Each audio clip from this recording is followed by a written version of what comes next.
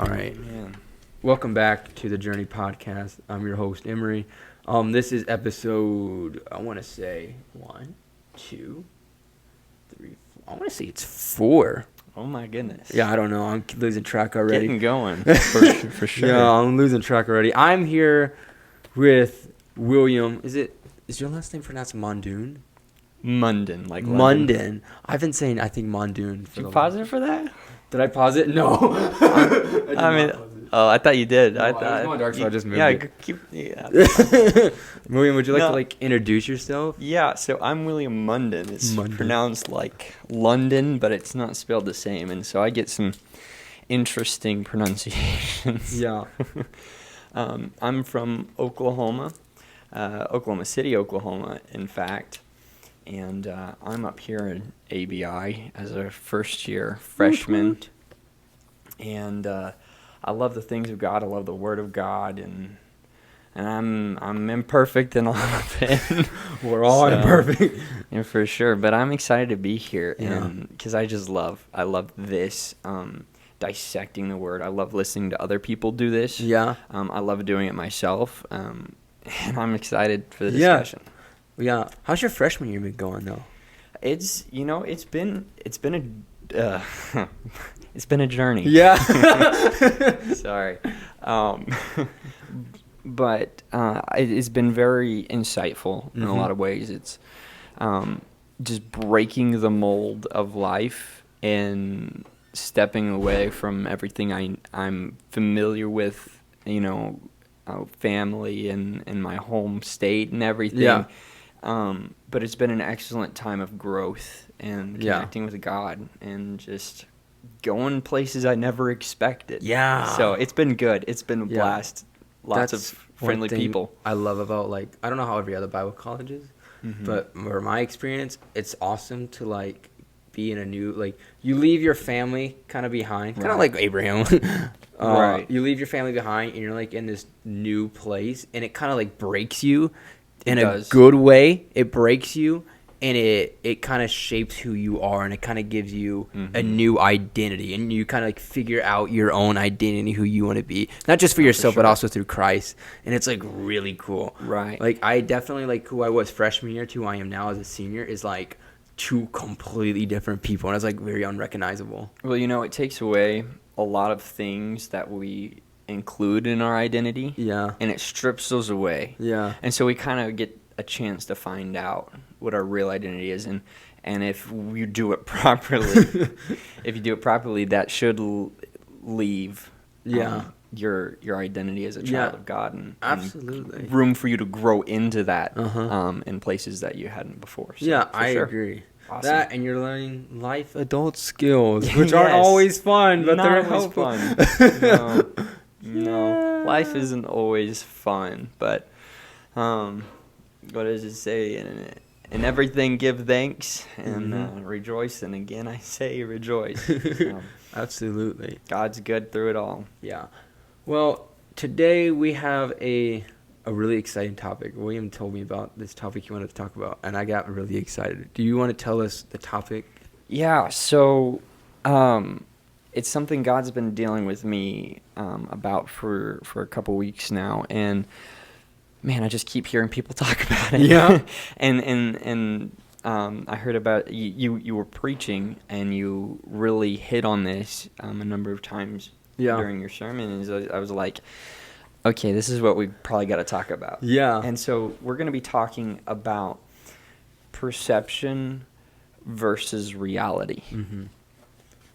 And kind of truth versus perception, and the relationship between the two. I had a pastor when I was a wee lad. He would say very often, your perception is your reality. Mm-hmm. But perception is not the reality. And so when we take on this lens of our own perception, it can distort reality. And it may be real to us, but that doesn't make it real. Yeah. And so it can be very misleading. And so we're going to talk about some of the biblical implications, some of the implications as they play out in our Christian life and walk with God. And I think an excellent verse to start with, and I don't have the reference written down right in front of me, unfortunately. Yeah. But you called it out earlier. The heart is deceitfully wicked. Yes. The heart is deceitful. And you tied this into this kind of discussion. Yeah. So our perception goes through this filter of emotion, right? Mm-hmm. And oftentimes we'll take that emotion as truth. If you want a biblical example, there are any number of examples, but I like to look at the Israelites. Yeah.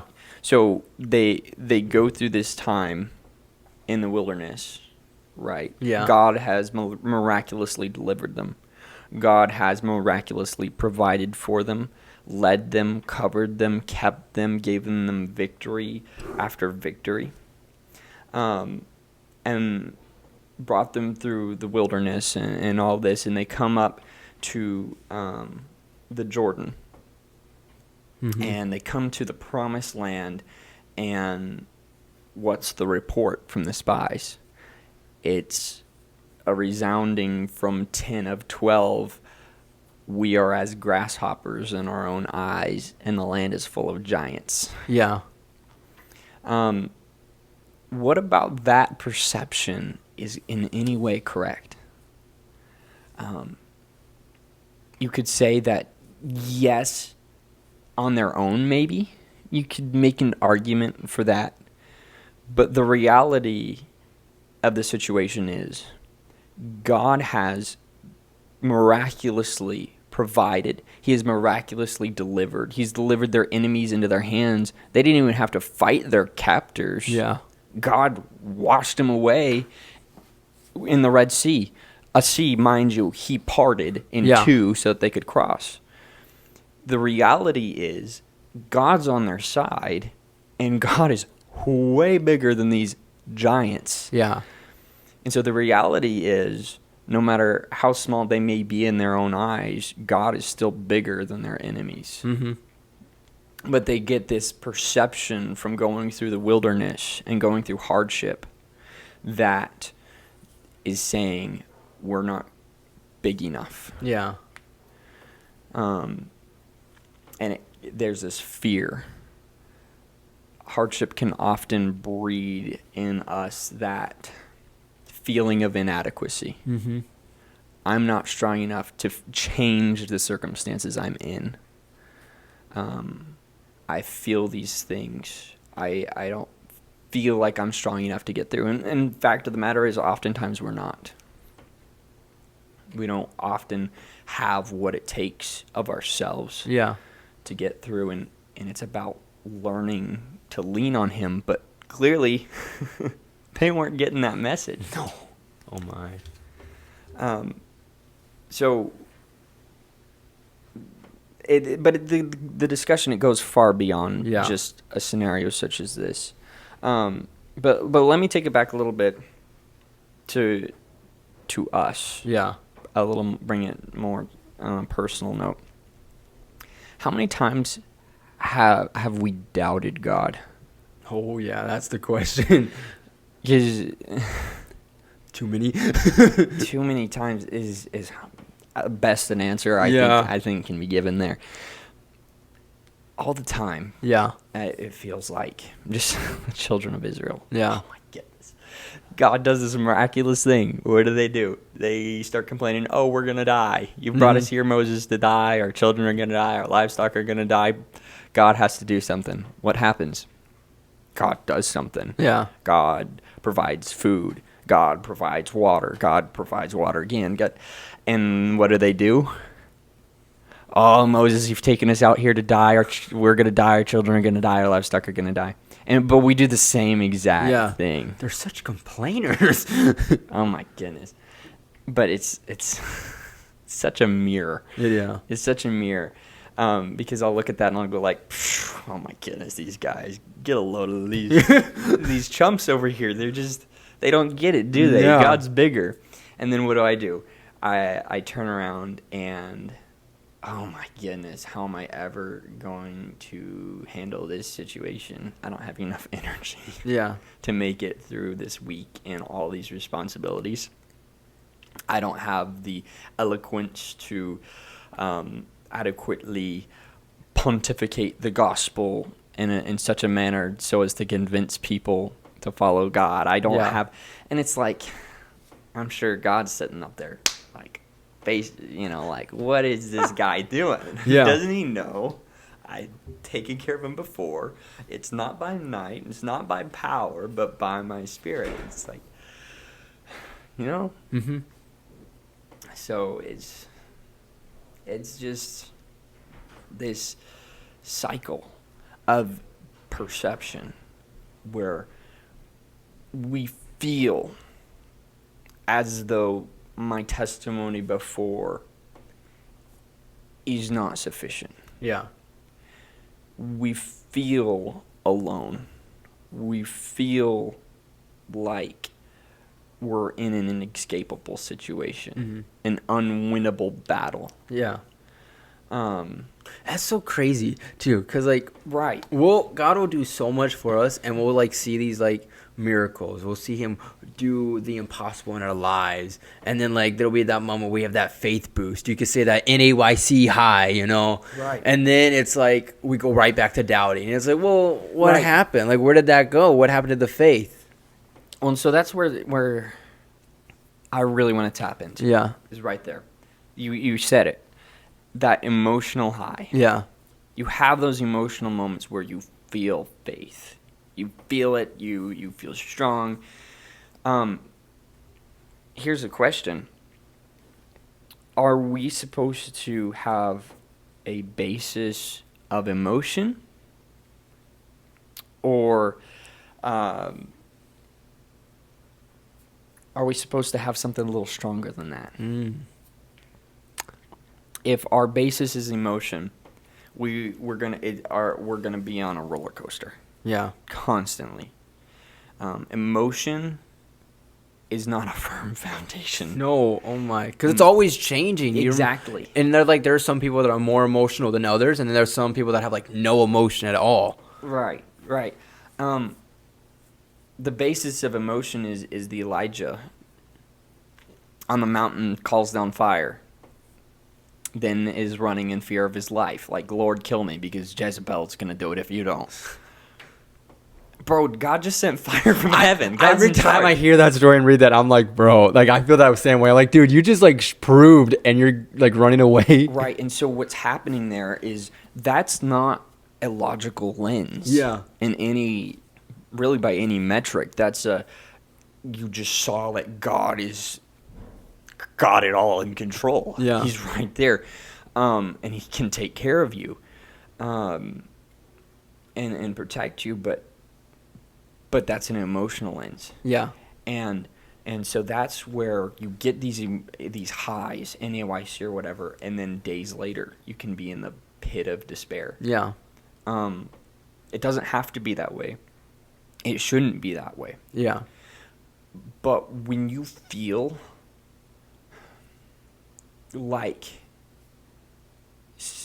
when you feel the doubt, the doubt becomes a reality. When you feel doubt towards a situation, when you feel doubt towards, let me take it to you, when you feel doubt in your testimony or a testimony that you have, as a situation, and you begin to doubt the validity of it, if you accept that emotion and you're just going off the emotion, it's as good as though it is fake. Yeah. As far as your faith is concerned, we cannot go by that. We have to sit down and make some decisions. Yeah. Right. Okay, what do I know God has done for me? I know God delivered me from Egypt. I know there were those plagues. I know He parted water in half. I know he swallowed up my enemies. I know he sent manna from heaven. I know that he provided water from a rock. I know these things. Okay, so that's what I do know. Yeah. From seeing. Factual. Like, no question there. So what do I do now? Well, I don't here's the deal. There are things I don't understand, and those can feed our doubts in those moments, especially when we're at those emotional lows. I don't understand why, and this is something I don't understand. Yeah. Why does this infinite God care about little me? Yeah. So, it's funny you say that, because like that was something I was going to have in my sermon, but I didn't have time to really talk about it, or I cut it out. Yeah. One of those things. But I was gonna actually talk about like a lack of understanding, like how that can just long story short, I was preaching on like limitations and how we need to break the limitations and all this. But anyways, one thing I was gonna add was how sometimes what can limit us is our lack of understanding. And I was going to use Paul for an example. When he was Saul, he was hunting down Christians and to him, he had like a lack of understanding that, Jesus was God. And like that was the whole, thing going on, But then on the road to Damascus, when he had that interaction with God, and he then had that divine revelation, oh, Jesus is God. And so then he no longer had a lack of understanding, but then he had a bigger understanding, oh, Jesus is God. Right. What I am doing is wrong. And so his whole mindset completely changed, and he went from killing Christians to then preaching to Christians and non-Christians and all that. Yeah. And I'm like, that's insane. That it's is like insane. Our lack of emotion can limit us from being led by God or being used by God. Yeah. But here's the thing, sometimes we just have to trust God. Like, we're not going to understand everything. We're not going to understand God to the fullest. But that's where faith comes in, and trusting God. And sometimes, because there's balance in all things. There's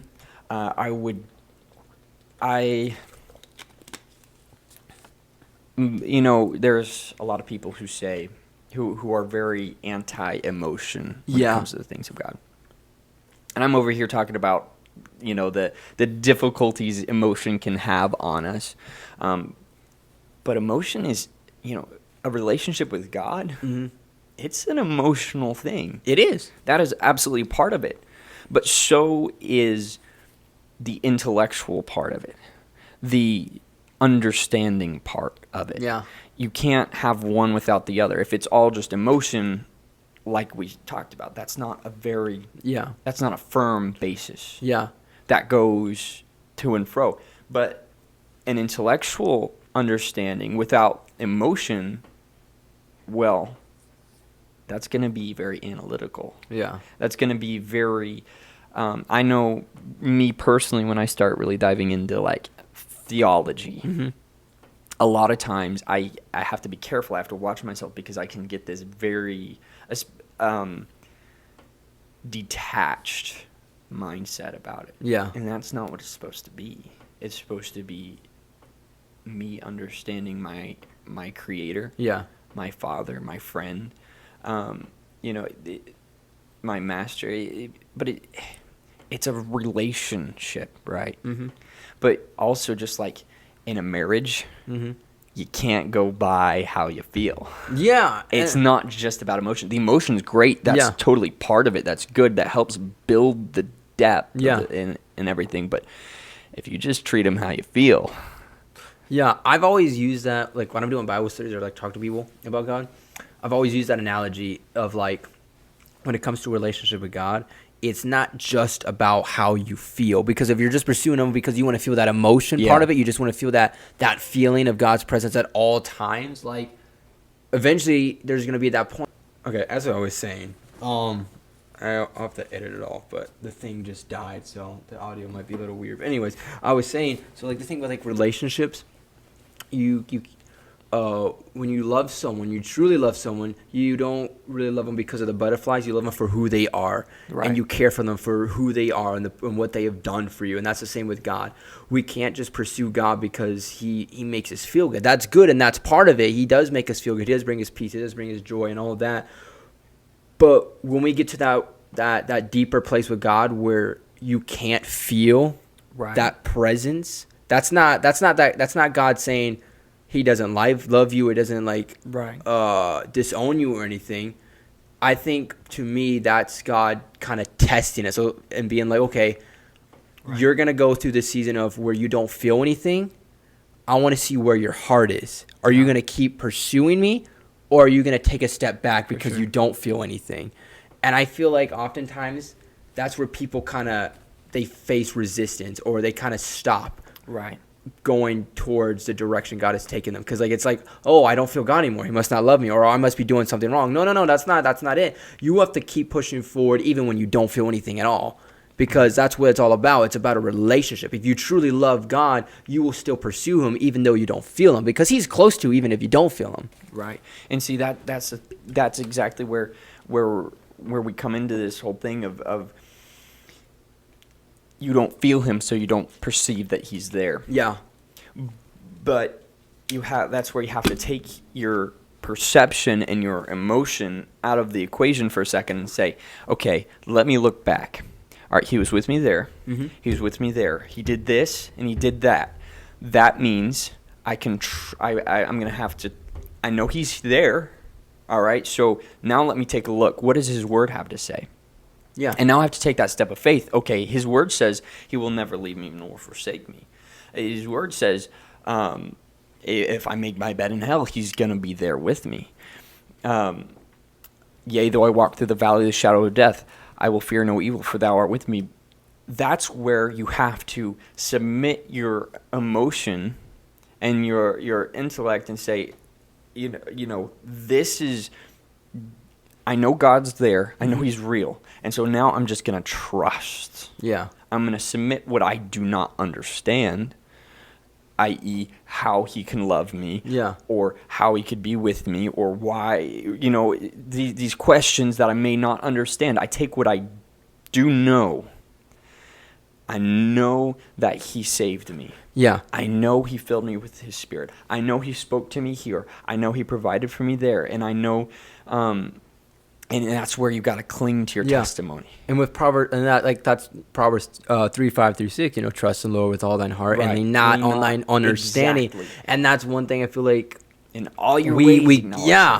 That's one thing I feel like we tend to forget too, is we can't lean on our own understanding, which is how we feel and how we in logic. You can't put God in logic, because God is outside of logic, and so the things he does in our lives, it's not going to make sense to us oftentimes, and so that's where we have to trust him and lean on him. Like, there are going to be times where it feels like we're walking in darkness or like a fog, and the only thing that makes sense is to trust God. And I've had seasons like that. I've had seasons a lot last year where the only thing that made sense was to just trust God. Like that happened. That was like my whole year last year. I was in. I think I said this before. Like, I was in such a dark season last year and a lonely season. Like, many times I told myself the only thing that makes sense right now is to trust God and lean on him. Because it's like all of my sense of direction was out of the door. Like, I didn't know what to do. I didn't know where to go. I didn't know who to talk to. Like, I was just all alone with God. And that's not a bad thing. Sometimes God does take us into a season of loneliness, and we just have to trust him through the valley we are going through. Right. No, you're absolutely right. And so here's the question. So how do we overcome these perceptions? Yeah. And I think first step is stepping outside of what am I feeling, and taking a look, like I said, at what do I know, and based off that, if that so what you're doing there is you're pushing everything else aside, and you're taking a look at where are you anchored? What are you anchored to? Yeah. What I'm anchored to is that God is real. Yeah. God loves me. God's taking care of me. How do I, how am I anchored to that? I'm anchored to that because of my testimony, because of the things he's done for me, without question. And so when I feel the doubt and I feel like, how can God be real? How could God love me? How I have to divorce myself from those feelings and look at the reality. Look at that. And then from there, I have to just operate off that. Even if I don't feel it, I'm still going to operate off that. That's where it comes into play. I'm going to worship him even if I don't feel like it. Yes, absolutely. That's where it comes into play. I'm going to live for him even though I don't feel like it, even though I'm feeling doubt. Because I believe, Lord, help me with this unbelief that's here. Because that's a lie. That's a lie. If I know God has done this for me, and now I'm feeling doubt, that's a lie. But what oftentimes feels honest is to accept that doubt. But that's not honest. That's not being honest. That is, that's accepting the lie. And with even and emotions and all that, we're always gonna feel emotions. It's always gonna be a thing. Right. And so the thing, I heard this the other day. I'm gonna try and do my best to recreate what was said, but when you feel emotions, sometimes it's best to acknowledge, okay, I am feeling anger. Now, am I going You're to exactly right. Give into it? Right. Or am I going to acknowledge it and say, no, I'm not going to be angry with the situation? And again, okay, I'm feeling fear with what's going on. It's there. I'm acknowledging the fear starting to come in.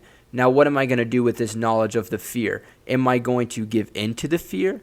Or am I going to reject it and say, no, God has everything under control. Right. God is my protector. He's going to help me get through this. And so we're going to feel these emotions. And I feel like if we want to ignore them, we have to acknowledge that it's there. Right. And then make the choice. Okay, am I going to be submissive to that? Or am I going to be submitted to God and what his word says? Well, and so the other side of it, so there's the fact that we need to acknowledge it, right? So there's kind of two sides to that. There's the side that wants to accept it, and give into it, and then there's the other. That's one potential side, but the other potential side is I don't want to acknowledge that it's there because I feel like as a child of God I shouldn't have that, which sort of.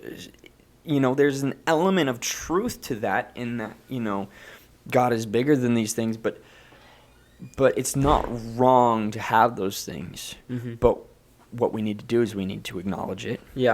And give it to God. We can't give it to God if we don't acknowledge it. Yeah, I agree because, there was this guy and it was in a song. There was a song and one of the lyrics was saying, he was singing about humility or something like that. And part of it was he was talking about pride and he was basically, how humble am I? But I'm trying to remember how the lyrics go. But it was talking about how did it go? And I actually want to look up the lyrics real quick because I kind of liked how it went and I really agreed with what it said. So, awkward silence begins now. Bet. Those are my favorite silences. Oh, yeah. Let's see. Is it this one? No. I think it was... It's evidently not that one. No, it was not that one.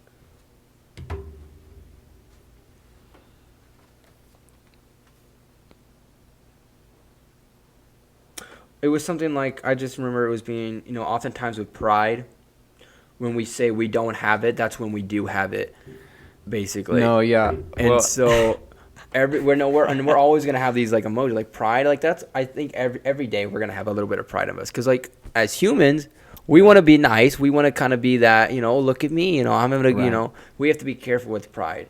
And so every day I do acknowledge to God, hey God, I will be honest, I did have pride into me today. Yeah. But because I don't want to go around and be I'm not prideful. I'm not a prideful person, Right. Because I do agree with that statement. If we say we're not prideful, then that's when it has crept into us. Right. And I think it is important to acknowledge it. I feel like as long as you are acknowledging it, you can't lie to yourself and be yeah, I am genuinely afraid, Like, I had to say that, like, there are times where I did have to tell God, like, okay, God, I have to stop lying to myself. I genuinely am afraid. Yeah. I genuinely feel lost with where I'm at right now. Like, I do know you are the promise keeper. I know you're my protector. Like, I believe wholeheartedly what your word says, and you are who you say you are. But my flesh, like how I feel right now, I can't lie to myself. Like, God, I'm being real with you. And that's how, and so, like, that, and like, I don't know how it is for everyone else, but for me, genuinely, like, for me, like, that's kind of how my relationship with God is. Like, there are times where I have to be like, okay, God, I'm not going to lie to myself. I've done everything I can to be strong and resist. But right now, I have to be honest and genuine and tell you how I feel. I do feel lonely. I do feel bitter. I do feel angry, you know. And I have to express God these emotions and tell him, okay, God, I feel this way, but it's not who I want to be. I don't want to give into these emotions. Right. So I'm going to express them and give them to you because I don't want to feel that way. And that is so much. That is the crux of where this kind of came from. Yeah. For me, being real with God is so powerful. Yeah. Just laying it out. Yeah. Like, sometimes we try to deal with these things by covering them up with emotion. Yeah. I feel like because we just try and excite our way out of it or whatever, or bring ourselves, you know, this is where you come into chasing the high. Yeah. I mean, just like a drug, we can abuse that, you know, that spiritual high, and that's where you come into that you know, you're seeking out the next conference or whatever just to get amped up to forget about the things that you haven't dealt with. But if you can just be real with God and lay that out. Yeah. There have been so many times in my life, and I think I remember the first time this really. I was at another church. I was helping them with some Bible study work they were doing. But I remember I was driving back home, and I just broke down. I was like, God, I'm in such a bad spot right now. Mm-hmm. I just, like, everything around me is okay. But I was struggling, and I remember I drove straight back to my home church, went into a dark prayer room, and I was just like, all right, God, I'm just going to be real with you. Yeah. I'm going to be real with you right now. This is what's going on in me. Yeah. I don't want to, like, here's the deal. I've got these doubts. Mm-hmm. I've got these fears. Help me. Yeah. And I feel like those are, like, the best moments with God. They are. Like, last year, like I was saying, it was a really dark year for me. Like, I was trying to go around and be, like, strong and, like, be, like, okay. Because, like, I won't say what my situation was, but during this situation, this personal situation, as I was trying to go around and be super strong. It'd be like, okay, I'm going to be strong. I'm going to walk around like I'm strong.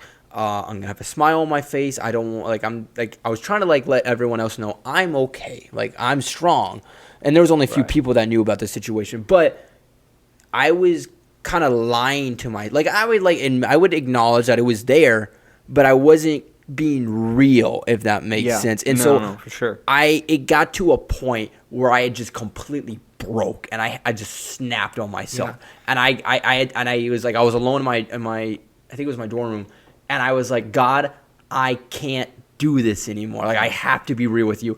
I feel alone. I feel depressed. I feel like so broken. Like, God, this is this and that. This situation has me feeling like this. Like, and like, I just broke down in the tears and wept because I was like, God, this is where I'm at, real. Like, I was so real and so honest. And like, it felt like last year there was so many moments where I had to be honest and real. Like, there was one time God even told me, you have to tell me the truth.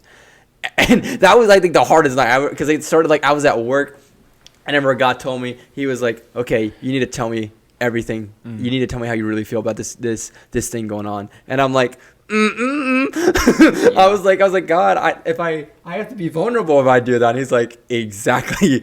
And I was like fighting it the whole night. And then eventually I get back and I'm like, okay, fine, you win. And I was sitting on the hill over by the school, and I was just sitting on the hill, and I took a deep breath, and I'm like, okay, God, this is what happened. Yeah. And because, like, what I did was wrong. The thing I did was wrong that God wanted me to do. And I said, okay, God, this thing that I did was wrong. I enjoyed it. I'll be honest, I enjoyed it.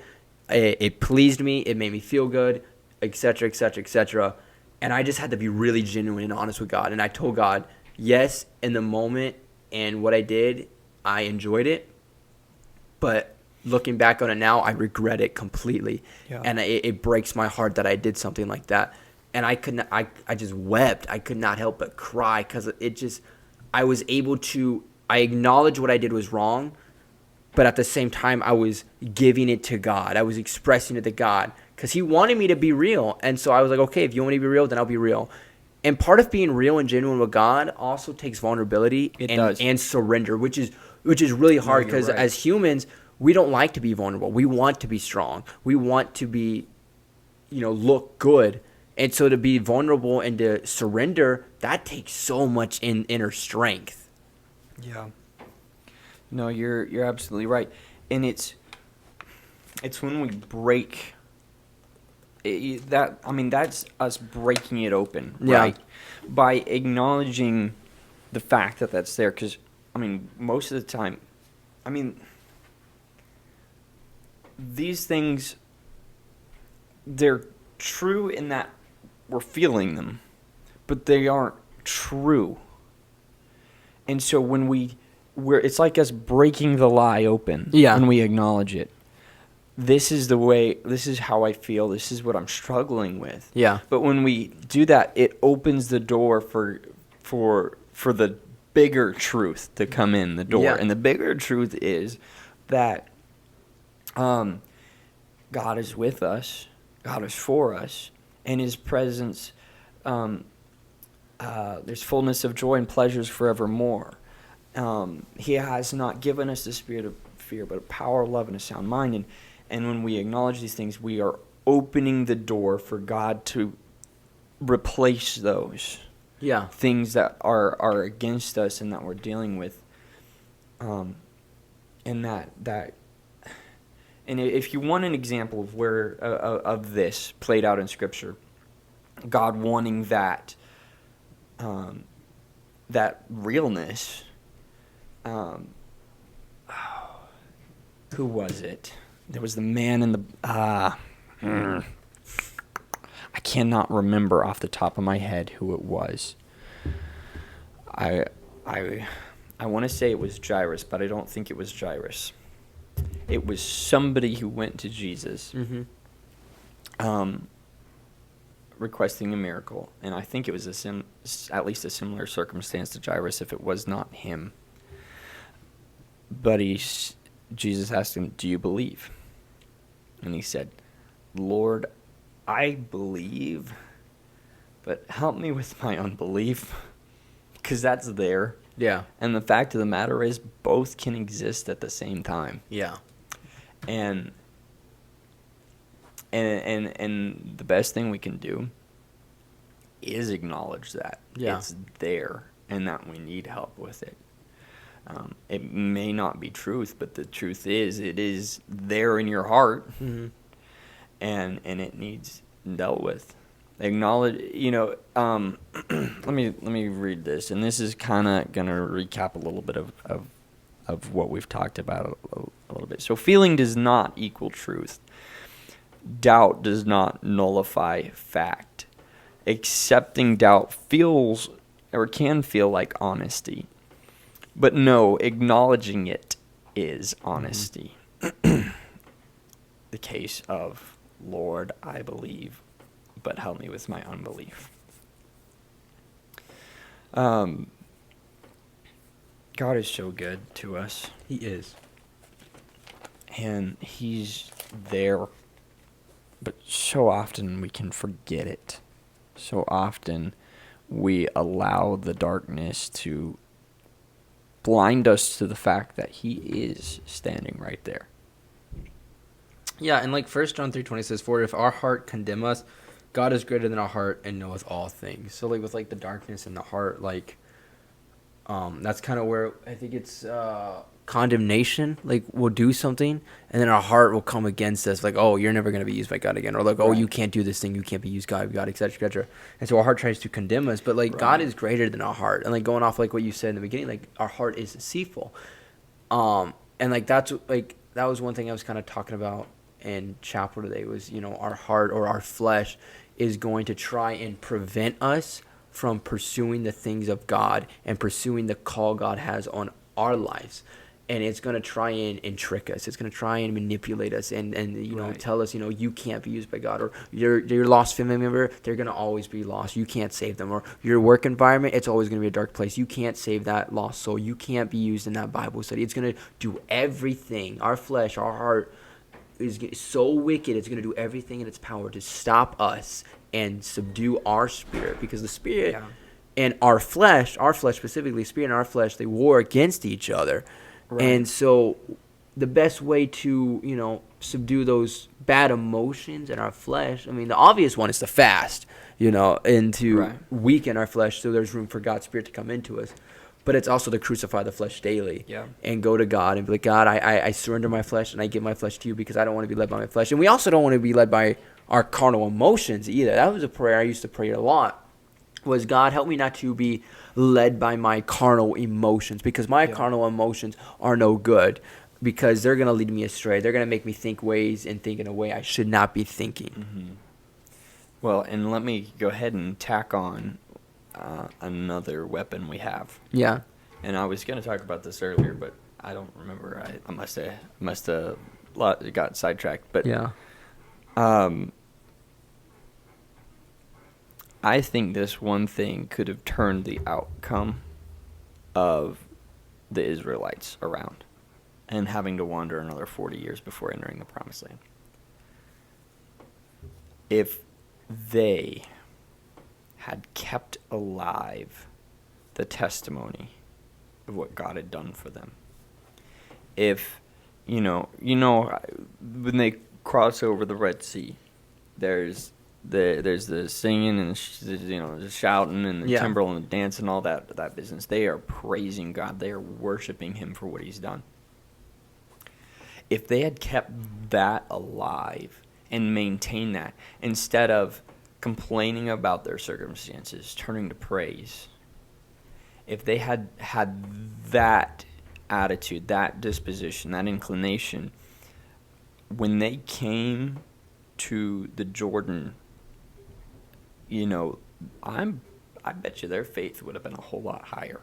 Mm-hmm. Because that is going back to those things that God has done before. And that is revisiting those and making them alive again. Yeah. If God did it before, He's able to do it again. Absolutely. But our memories fade so fast, and our perception changes. Yeah. And emotion becomes stronger and stronger in how we respond to past events. Yeah, I find it crazy too. And like this is a thought I had, I don't know how long ago. But it's like we remember more of the bad than the good. Yeah. Like we'll remember more of like our bad situation or our flesh or bad emotions. But we often forget like all the good God has done and the miracles and the blessing. It's like it should be the opposite. We should be thinking more of the good and the blessings and the promises of God than we should the bad. Isn't it just so human? Yeah. You know, it's like I can't think of it. I feel like there's a phrase. It's like peace doesn't sell or something like that. Mm-hmm. And it's in reference, I'm probably butchering the phrase, I can't remember for sure, but it's in reference to news. News companies love the bad things. Yeah. Because that's what people like to fixate on. That's what gets people's attention. That's such human nature, such fallen nature. But that's not what the Bible commands us to do.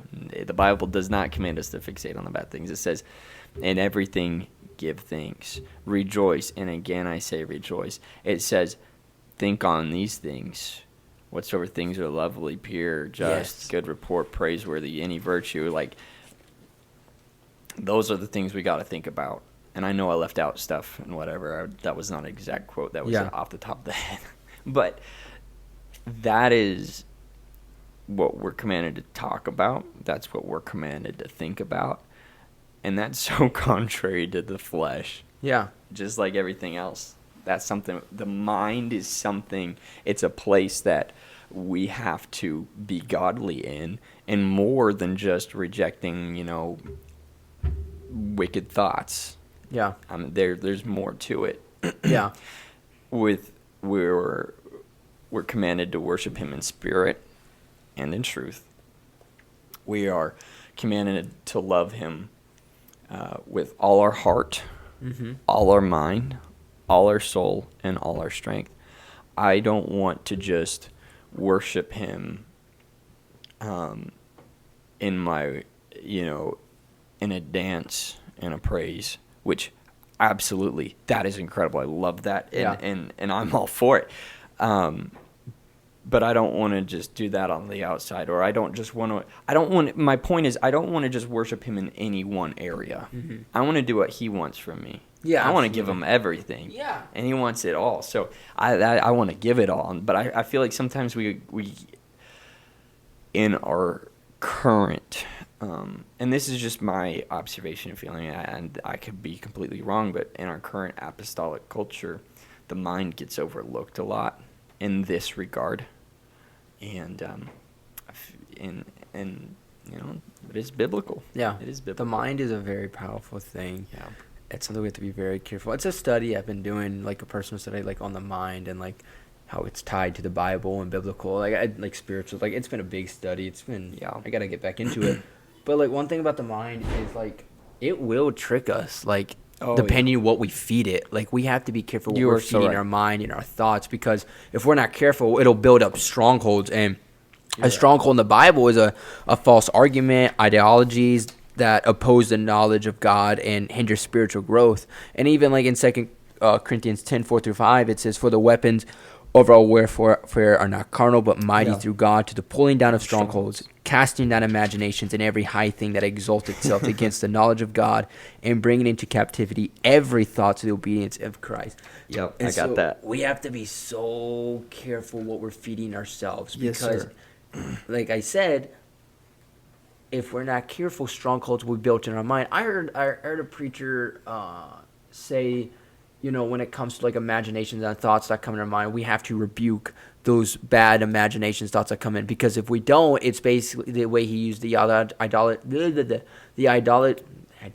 No, the Ideology. yes. Yeah. The word that he was using, the term he was using was like, well, I don't agree with that thought, or I don't agree with that imagination, but, you can come on in, I'll make room for you. I don't believe in what you stand for, but, you could stay for a little bit. And then eventually, if you don't, get rid of it, you don't cast that in your mind, it's going to reside in your mind, and it's going to stay there, and it's just going to get stronger and stronger and stronger, and it's going to build up, and then eventually you're like, where's all these thoughts coming from? Why do I feel this way? Why do I think this way? Why am I having these wicked, inappropriate imaginations? Like, well, the first of all, you didn't even cast it out of your mind when it first came in. You didn't rebuke it when it first came into your mind. So maybe that's why you're dealing with such inappropriate thoughts, or such destructive imaginations and thoughts that are so wicked and bad. It's because you didn't deal with it when it first came in. Well, and let's take that a step further. It's not just thoughts that are inherently wicked or inherently sinful. It's thoughts. It's negative thoughts. Yeah.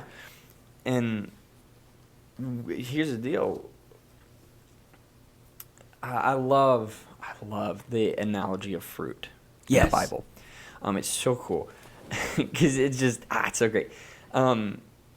Because what is fruit? Fruit, it's something that's born from the to create. Yeah. To replicate. It carries seeds. So fruit is the outflow from the life of a plant, right? Yeah. It's the outflow from the life. So it represents what's coming from the plant. It's dropped, and it reproduces. That's the same thing with us. What we do is going to be reproduced in others, those around us who eat of our fruits. Our fruits are our actions. Those are the things, again, that the outflow of our lives. And you sow, by your fruits, you are sowing seed.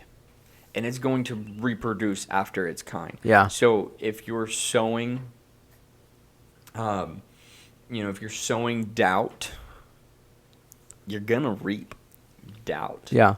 And there's gonna be a lot more. If you're sowing fear, you're gonna reap fear, and it's gonna be more fear. Yeah. Anxiety, depression, these things. If you are sowing them, if you are entertaining them, like you're saying, those are seeds. Yeah. And that blows my mind, because like I'll run into people and they're like really depressed, or they'll deal with suicide, or like they're always think they're just going through it. But then I find out they're listening to like really bad music, or they're watching like movies or shows that are true crime, or that's super there's like death and murder and sexual stuff going on, and like the musically, like it's like, well, maybe that's the source of your issue. Maybe if you would you have to be so careful, get rid of that, and maybe put something a little more holy and biblical into your life, maybe that stuff will start fading away. And maybe if you start praying against that stuff, that might change the way. Because like for me, I'll give a personal example. So like so music has always been kind of like my therapy growing up. I've always been like a music person. And so growing up, I used to listen to like a lot of soundtracks, a lot of instrumental, and like a lot of rap, and kind of like just not a lot of like Christian music growing up. And I always dealt with depression. I always dealt with like feeling alone and just darkness, and just kind of that, like, I don't want to say ghetto, but I was just like in that like kind of like a dark place, and I could never figure out why. But then when I came up to ABI and I was surrounded by like more Christians my age, and a really, really good environment, like I started to change and shift, kind of like we were talking about earlier at the beginning. Like I kind of started to break and be rebuilt and have a new identity. And then I started like listening to that like the music I used to listen to. It kind of started like convicting me, and I'm like, wow, I can't listen to that like I used to. And then I started listening to more Christian music and godly music. I started reading the Word more, and it's like that stuff I used to feel, that depression, that suicide, that darkness, it just went away. And it's like, well, what was the change? It was because I stopped listening to something that was dark, that was worldly, that had a bad, I guess, story to it, if that's a good way to put it. Yeah. And I stopped listening to that, and I listened to something that was more about love, joy, peace, hope, God. And that just encouraged me and boosted my spirit. Yeah. I could go on and on about music. Yeah, and it goes to everything. Yeah, and shows and movies. There's so much. We love consumption. Yeah. In the modern day. And there's so much to consume, and there's so many voices, and so and we got to be so careful, because what we consume, we're consuming the fruits of other people, what they're producing, and that's going to reproduce after its own kind in us. And so that's we got to be so careful. And we Absolutely. Got to be mindful and in all of those things. Yeah. And here's the thing: even if you're not setting out to consume media, movies, or music or whatever, this is a dark world. And just living in this world, some of those dark seeds are going to be landing in your field, so to speak. They're going to be landing in your life, even. Especially, there are going to be places you have to go.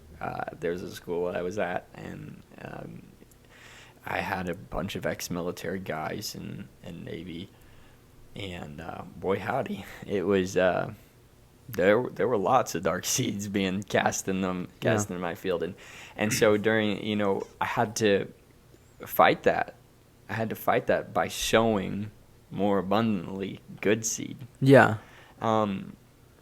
And so then, why would I want to go home? Yeah. And start sowing more, dark things into my life? Maybe they aren't inherently bad even, but what am I doing? Yeah. What am I preparing myself for? What am I cultivating? to bring more out of. And if I'm already having all this stuff bombard me from every angle, throughout my day, whether I like it or not, and why would I go home and add to it? Yeah.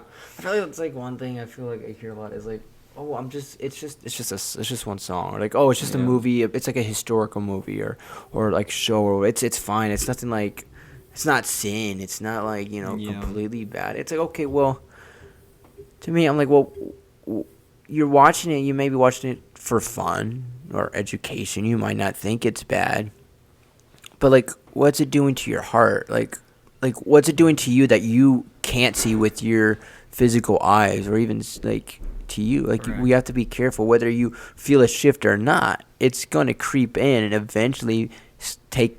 Right. Eventually, slowly, it will take its course on you. You're going to suddenly be wondering, where did that thought come from? Yeah. Where did these feelings come from? Yeah.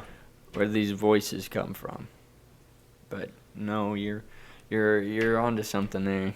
Yeah, you gotta be careful, and like I always say it always goes back to the why. Why are you listening? Why are you watching it? Yes, What's the true intentions? I feel like that's a lot of why in our lives, and to tie this kind of tangent back to our topic. Yeah, these things are things that change your perception. Mm-hmm. They change your perspective.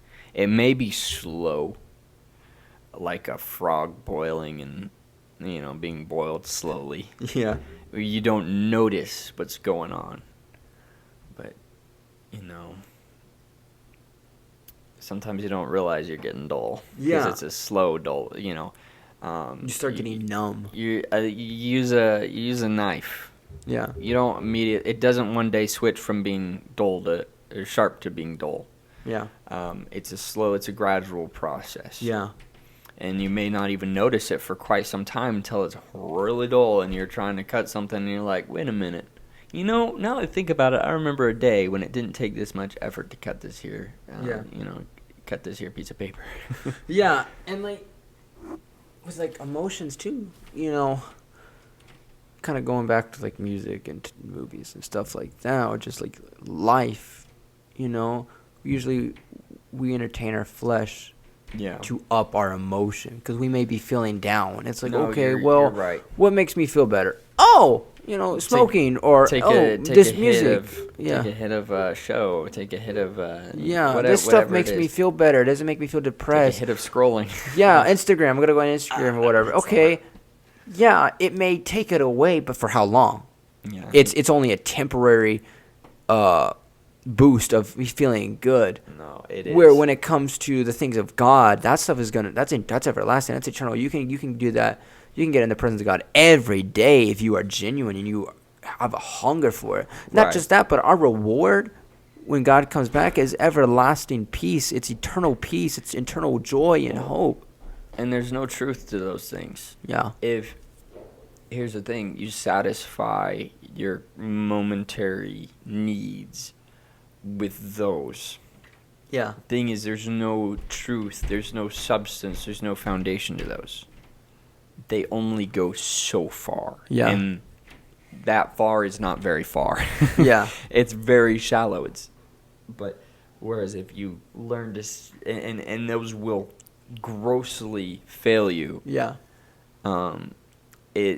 Instead of making your situation better, as things become more extreme, it just compounds the issue. If I am taking off the edge by consuming myself, whether it be a substance or whether it be entertainment, or of whatever form you want to insert here in your case, if I'm just using that to take the edge off, eventually it's going to become it very quickly becomes a dependence. But if I'm doing that as things are getting worse around me, and then as a result, probably those situations are going to get worse. I'm having trouble at work. I'm having trouble in my life, in school or whatever. I've got a whole bunch of stuff to do, and like looming over my head, all these situations that I need to face. Instead, I'm going to take a hit. Yeah. I'm going to take a hit. And it is like drugs. It is the same escapism, same abuse systems, and it has the same problems, and it can destroy your life. And that's where God needs to be our foundation. and our place we go to. Like if we're having a bad day or we're super tired, and we go to Instagram or we go to social media or we go to a movie or show, music, whatever, to take away our pain and make us feel better. And I think that becomes an issue because God should be the first person we go to when we're overwhelmed, when we're having a bad day, when we feel burnt out, when there's a situation. It should be God we go to first directly, because he should be our place. He needs to be our place of refuge. He needs to be our strong tower. He needs to be the place we go to when we need peace. Because like I said, there's no truth to those other things, but there's truth to him. Yeah. And there's substance to him. And so he can actually improve our situation. Absolutely. Whereas those other things, those are Band-Aid fixes. Not even Band-Aid fixes. A Band-Aid's at least good for you. Yeah. But you want to? I'll stick some Bible on this. Jeremiah. Oh, Jeremiah. That book, it hits me hard every time. But he says, and I want to say it's chapter 2. He's like, all right, so here's the deal, y'all. I'm telling you some hard stuff right now. Let me break it down for you in case you are missing amongst the metaphors what I'm talking about here. Israel's committed 2 sins. They've rejected the well of living water, and they've dug their own cisterns. What he's saying is, you have rejected God as your source as your sustainer, and you've tried to the true sustainer, the one that flows unending, and you've dug for yourself a pit in the ground to try and be a substitute. You're trying to find your own substitute. That's what it is when we reach to these other things to sustain us and supply our needs and to make us feel better.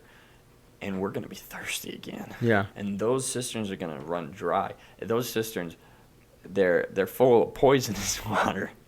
And that is exactly right. You are exactly right. Yeah. And I want to go back to something we were talking about earlier. We were talking about like emotions, like in church, and we get amped up and we like say, "Oh, I'm gonna do stuff." It's like one thing we need to be careful about when God moves, or like there's like a conference we go to or whatever, like a week revival or whatever. Sometimes I think, and I've been guilty of this too, is we'll be like, okay, I'm all amped up. My emotions are like, woo! I'm gonna do this dramatic thing. I'm gonna pray. I'm gonna fast every day. I'm gonna wake up at 5 a.m. every day and pray. I'm gonna fast 2 days a week. Blah blah blah. And we'll say that in the moment in like the hype emotion. Yeah. Without even thinking, without even like going to God first and be like, okay, what should my direction be after this conference, after this powerful moment, you know? God's and we'll big do on wisdom. Yeah, I mean that's what even like, what was it? I actually had a verse for it that said, it says something about. Oh, hang on, actually I want to read it. It was right here. I actually have it. Where'd it go? It actually said something about that. Nope, it was in Proverbs. It would be Proverbs. I should probably have my Bible ready.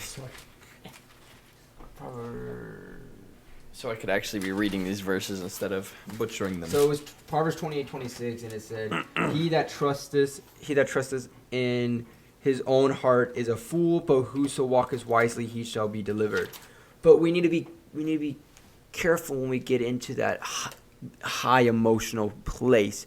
We need to think before we act, okay? Because like oftentimes we'll do that. We'll have a mission, we'll have an aim, we'll have this goal. But oftentimes we don't even fulfill it because it was the high, that emotional good high we're feeling. Right. Well, and so let's talk about how to handle that properly. Yeah. That's good. Honestly, that situation is good. Yeah. Being excited about the things of God and wanting to grow. But I think I've been thinking about this recently, and I'm not convinced there's a such thing in the kingdom of God as being overzealous. Yeah. Sort of. I think there kind of is, but I think that's not so much having too much zeal. I think it's zeal with wisdom. Yeah. Zeal with meekness is what we need. Yeah. So there are going to be times where you're not going to, you're going to restrain your zeal out of, for wisdom's sake, for what, discernment and all of those things. We have to be able to control, those things.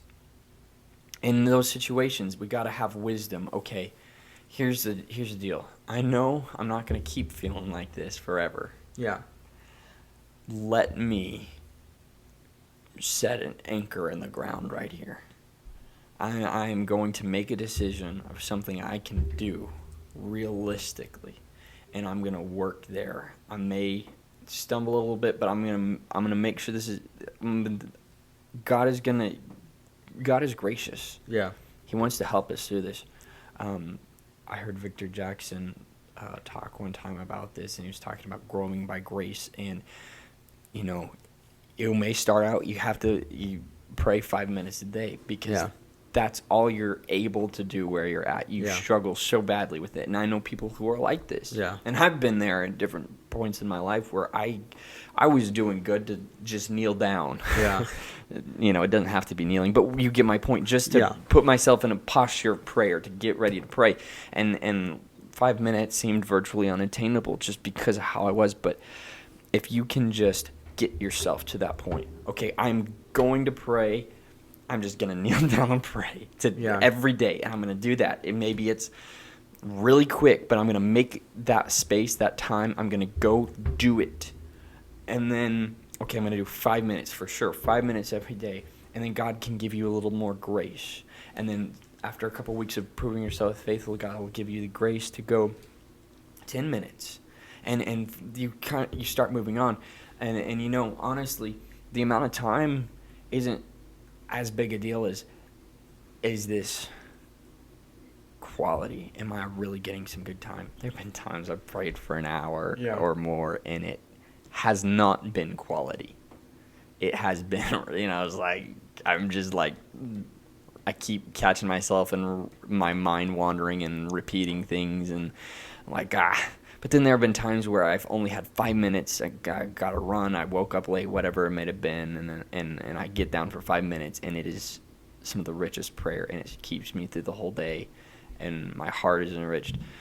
We should endeavor to give God time, more time for sure, but give Him what you have to give. Yeah, no, I agree. There are times where I'll pray, and there's nothing wrong with prayer. But there have been times where... Can I quote that? There's nothing wrong with prayer. There's nothing wrong with prayer.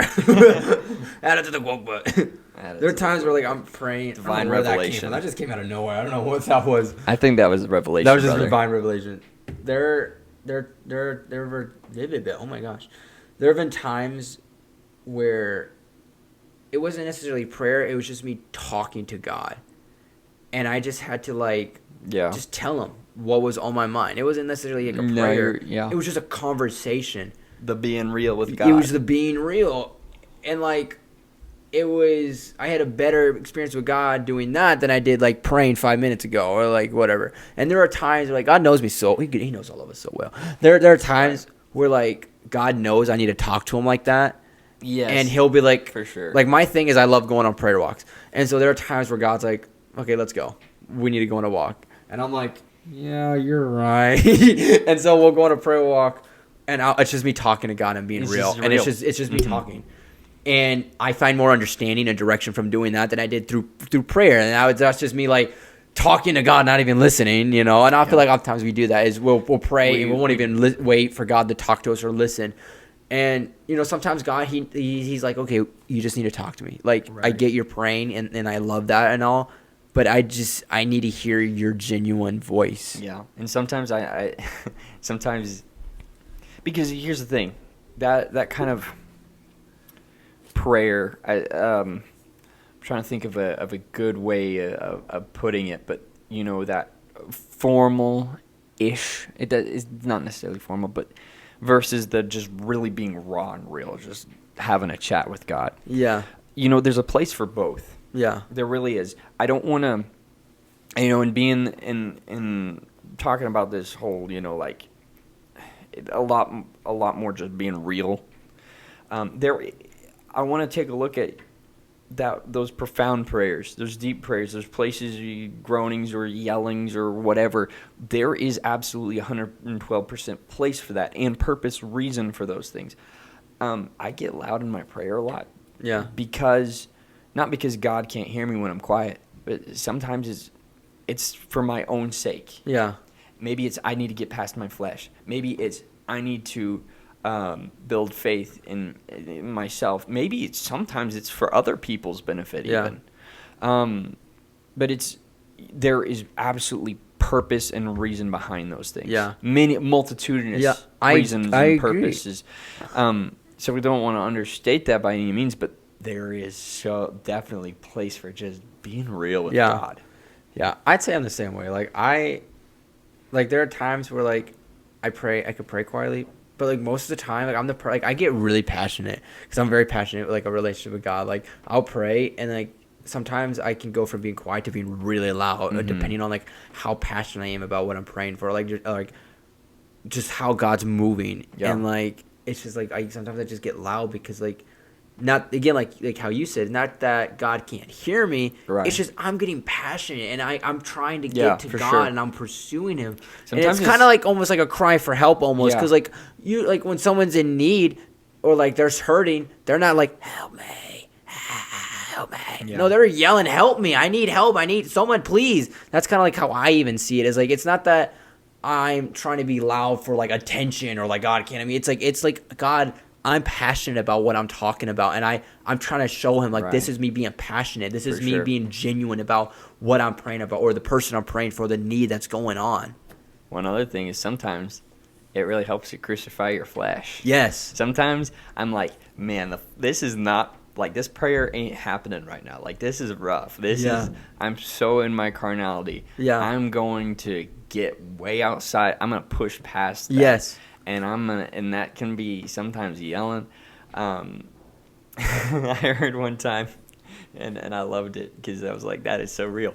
Nathaniel Urshan on Biblos, he was talking one time, and he's if you can't get past your flesh in prayer, you're just feeling carnal, start yelling while you're praying. And after about 30 minutes of that, your flesh is going to be good and dead. Yeah. That's so true. It's a war cry. Getting yourself uncomfortable and pushing through the veil of flesh into the holiest of holies. That's a thing. And, that's a thing in services. That's a thing in your personal devotion and prayer. But again, sometimes it looks different. Yeah. Sometimes it's not this hard wall that you gotta push past or you gotta break past. Sometimes it's something you gotta. There's times it's gonna be quiet. There's times it's gonna be loud. There's times it's gonna be very matter of fact and just point blank real. There are times where it's gonna be a little more emotional or eloquent or here's the deal. It's just being sincere. Absolutely. That is, I think, what it boils down to, is being sincere, doing whatever it is, doing it in sincerity. And personally, the more I consider preaching and such, the more I'm convinced that the best way to go about preaching is in sincerity. Best way to witness is in sincerity. Just being sincere about the things of God. And I agree. God's so good. The last time I preached, before I went up to preach, I remember God told me, he told me right before I went up, he goes, I want you to preach. You're not like Josh Herring. You're not Caleb Herring. You're so right. You're not Joel Urshan. You're none of these superstar preachers. You are who I created you to be.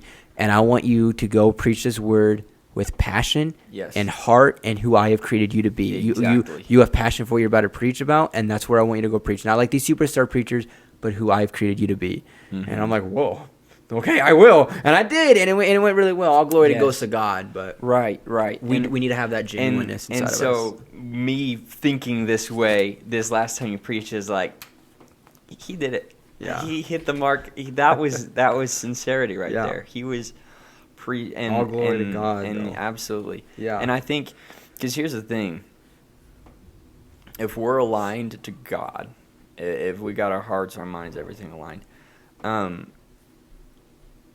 the best way we can convey what God is trying to get through us Yeah. is just be sincere and pull back all the pretense, pull back all the layers and the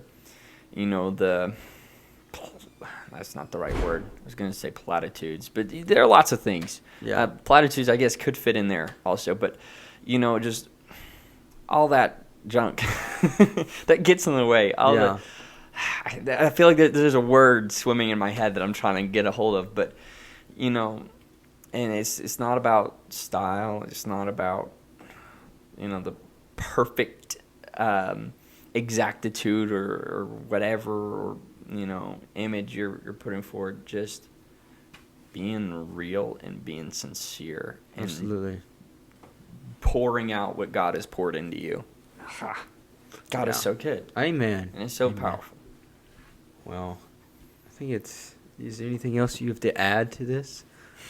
I feel like we could go on so long, but it's like we've been doing this for like about an hour now. Yeah. About an hour. I guess to end this, I'm gonna ask a question. I used to ask this at the beginning. I gotta start asking this again. I kind of stopped asking this to the people I have on here. But how can whoever's listening to this, how can they apply this to their life? Yeah. How can they apply this to their walk with God or their journey with God? No, for real. So don't take your perception as reality. Don't fall into that trap. That trap leads people off in all kinds of wrong directions. Recognize what's going on. Recognize doubts, recognize anxieties, recognize fears. Recognize them, understand where they're coming from, but keep hold of truth. Yeah. Look at it not through the lens of the doubts you're feeling, not through the lens of the fears you're feeling, but through the lens of God has done this before. God has done that before. I know God is there, so let me look at His Word and know I may not feel like it, but I'm going to trust Him. And sometimes your trust doesn't feel like trust because you're in such a low place. But that's where you just got to give it to Him and you just got to trust Him. Amen. Absolutely. And God is so faithful. I agree. I feel like we need to have like a part 2 because like there's so much you can add to there's so much there like I'm thinking like throughout all this I'm like, man, we could go down this rabbit trail, we could go down this rabbit trail, this could go to this, and it's you just gotta pick, you gotta cherry pick. It's like these kind of topics you have to be careful because like you could spend hours like on it because there's so much to it. There is. It's so crazy. Thank you so much for having me on. You have a podcast, right? Don't you? I do have a podcast. It's The Watermelon Tree. Yeah. We are currently on Spotify and YouTube, but it is myself and my good friend Nathan Woolen from the great state of Arkansas, and we've been ministry buddies for a number of years, and so it's where we just talk about the Word. Amen. And hope to produce good watermelon fruits. There you go. And produce after its kind, just getting into the Word and having a good time. Sometimes when you're on the journey, you need a little watermelon. Watermelon. You need a little rest under the watermelon tree. Yeah. I'll add his podcast down below, so y'all should definitely go check that out. Yeah. I've been needing to check out an episode though. I've been so busy. I've been wanting to listen to one, but like I have classes and then work. I so understand. Wow. Life is life, brother. Dude, thank you so much. Yeah, I'm so glad you got to be a part and be a guest in for sure this episode. I'm pretty sure it's 4. I don't know. I feel like you might have a few more than that, but well, I have a prologue which doesn't count as one, but it's kind of like one. But and then there's 2, 3. Yeah, I don't know. All right. It's gonna be like 5 or like something like that. Mm-hmm. But yeah. Well, I hope y'all liked it. Make sure to like and subscribe if you're on YouTube. Share it with your friends, with your mama. Shout out to all the awesome moms out there who took care of all of us. Let it be noised abroad. But yeah, I hope this ministered to someone and touched someone's heart. But I hope you have a great rest of your day or night, depending on when you're watching this. And I pray that God be with you. So yeah, God bless.